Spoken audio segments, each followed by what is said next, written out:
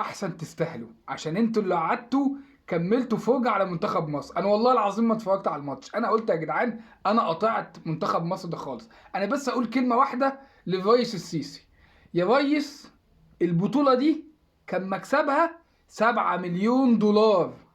7 مليون دولار، يعني حوالي داخلين في 400 مليون جنيه يا ريس.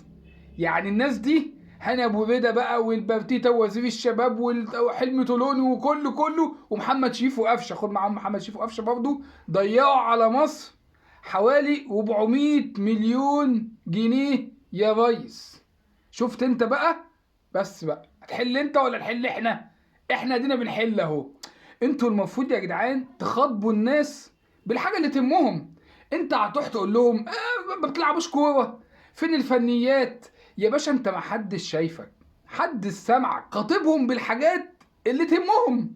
الفلوس بتوجع. انت لما تروح تقول له وصلوا له بقى، ها، انت لما تروح تقول له ان كان في فلوس كانت داخله البلد وراحت علينا، هيقوموا يتنفضوا. فلوس يا اولاد ديني يا اولاد لكن انت هتيجي تقول لي بقى يا عم دي منظر لعيبه ودي منظر، فاحنا فاهمين اللي فيها يا جدعان، كلها شلاليه وكلها بالصحاب وكلها مش ده منتخب يا جدعان. انتوا بتهزروا. احمد حسن مين وعصام الحضري مين؟ ده بيقول لك عصام الحضري بعد ما خلص الماتش راح قعد في المجلس وغير البدله وبقى قاعد بينقد حلمي طولون، يقول لك يقول لك تبديلاته وتغييراته والناس اللي اختار. انتوا متخيلين العبث؟ انت متخيل؟ يعني راجل لسه خسران وطلع يا باشا. الناس دي جلدها تخين، الناس دي منحسه والله العظيم ثلاثه. وراجل حلمي طولان ده رغم ان انا مش طايقه، يعني الراجل ده انا تقريبا عمره ما صعد بحد ولا عمره خد بطوله، يعني ما شفتلوش انجاز يذكر تقريبا على حسب ما اتذكر يعني عشان يجي يمسك منتخب مصر. بس الراجل ده اتاخد في رجلين.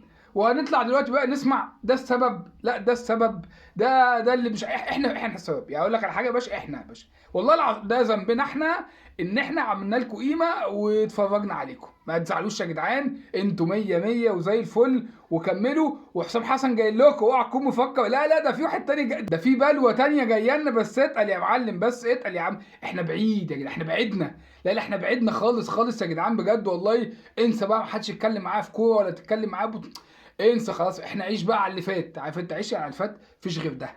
ده يا ابني، ده يا ابني، اوعى اوعى اوعى اوعى تسلم دماغك ولا تسلم تفكيرك لحاجه تانية غير ده. عايز تفرح خليك في ده، عايز تنبسط ومزاجك كده يروق وتبقى 100 100 خليك مع ده.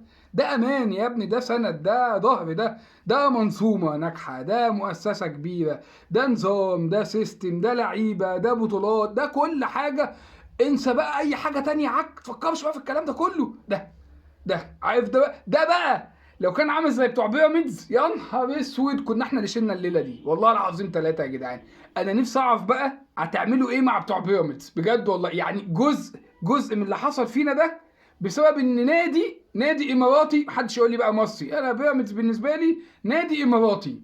نادي اماراتي ما وافقش ان هو يبعت اللعيبه المصريين بتاعته لمنتخب مصر عشان يلعب ماتشين تحت السلم بتوجيت وكهرباء اسماعيليه.